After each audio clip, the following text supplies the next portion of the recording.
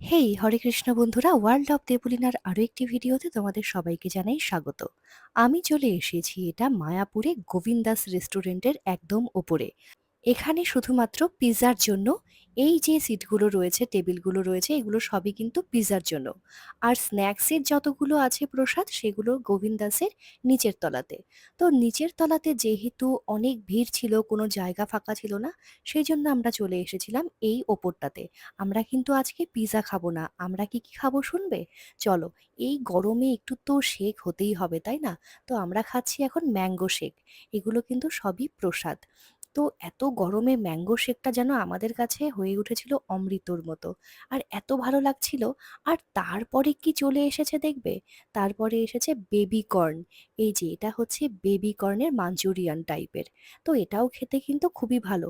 আর এগুলো কিন্তু আমি কোনোদিনও আগে টেস্ট করে দেখিনি। আর তারপরে দেখো নান এলো, আর সাথে আলুর দম। আলুর দমটার মধ্যে কিন্তু পনির দিয়ে একটু পুর করা ছিল। অনেক বড় বড় ছিল আলুগুলো, আর তার মধ্যে পনির দিয়ে পুর করা ছিল। আর তার মধ্যে চিজ ছিল, আরো অনেক কিছু। আর সাথে স্যালাড, খেতে তো দারুণ লাগছিল। আর এটাই ছিল কিন্তু আমাদের ডিনার। আর তোমরা যারা যারা গোবিন্দাসে এসেছো, প্রসাদ নিয়েছো, অবশ্যই আমাকে কমেন্টে জানাও। আর এখন আমি খাচ্ছি বেবি কর্ন। তো এই ভিডিওটা আমি এখন এডিট করতে বসেছি, আর আমার কিন্তু জিভে জল চলে এসেছে। আবার যে কবে যাব মায়াপুর, এখন আমি আছি বাড়িতে। মায়াপুর গিয়ে আবার কিন্তু এগুলো ট্রাই করব। তো দেখো, আমার সামনে আছে আমার বোন, মানে মাসির মেয়ে।